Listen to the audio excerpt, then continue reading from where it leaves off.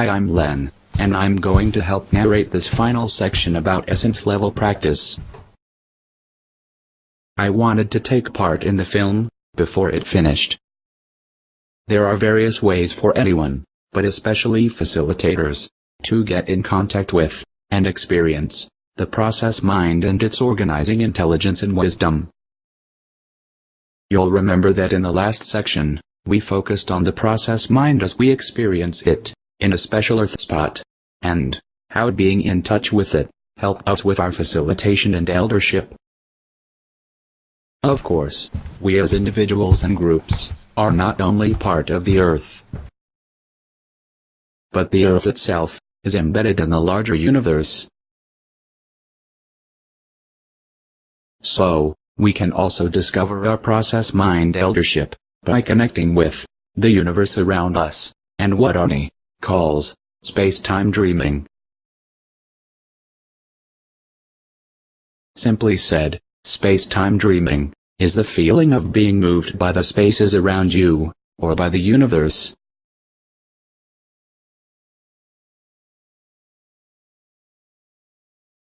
In an earlier section, we learned that Arnie's idea of space-time dreaming is closely connected to Einstein's concept of relativity, which has to do with the idea that space is curved.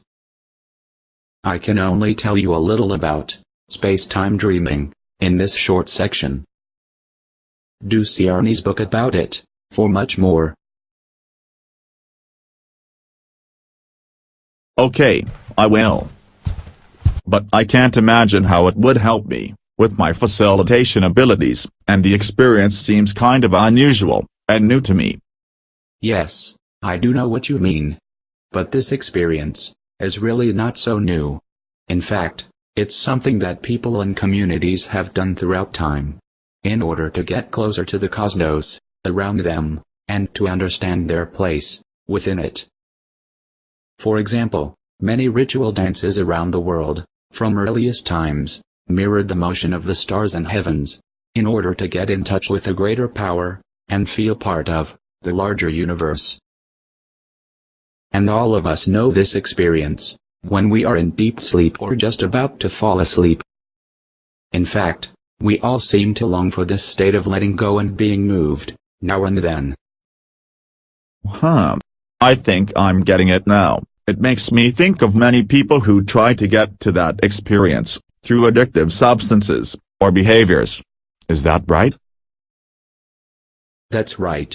But we want to experience it more consciously and usefully in our lives, and particularly to help us with our facilitation. Sounds like it could help me relax when I get uptight while facilitating. I always get nervous when I work with businesses or social issues.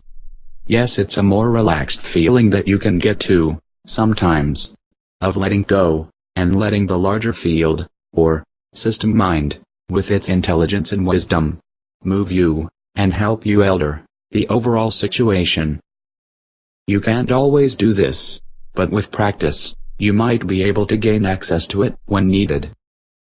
Like, when you are uptight, or for various other reasons, unable to use any of the first training skills that you've learned.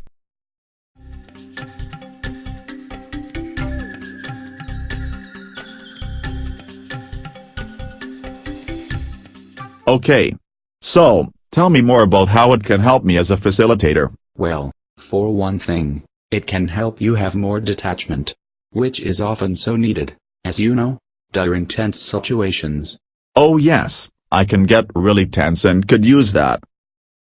And as we also learned in our discussion about the process mind and earth spots, space-time dreaming can help us feel more deeply into and elder all sides of a given situation. And finally, when you are relaxed and feel moved by this universal field, spontaneous insights and potential resolutions often arise about the situation you are working with. That would be great. And what's most important is to bring that eldership and your insights back, and make them useful to the situation at hand. How did you say I practice space-time dreaming? Well, all you have to do is relax and feel the spaces of the universe around you, and imagine that those spaces begin to move you about smoothly, and also a bit unpredictably. Kind of like a bird flying, or you might imagine it like a leaf that floats smoothly in the air, and then suddenly twirls and flips around spontaneously. The professor said he wanted to demonstrate this in his own way.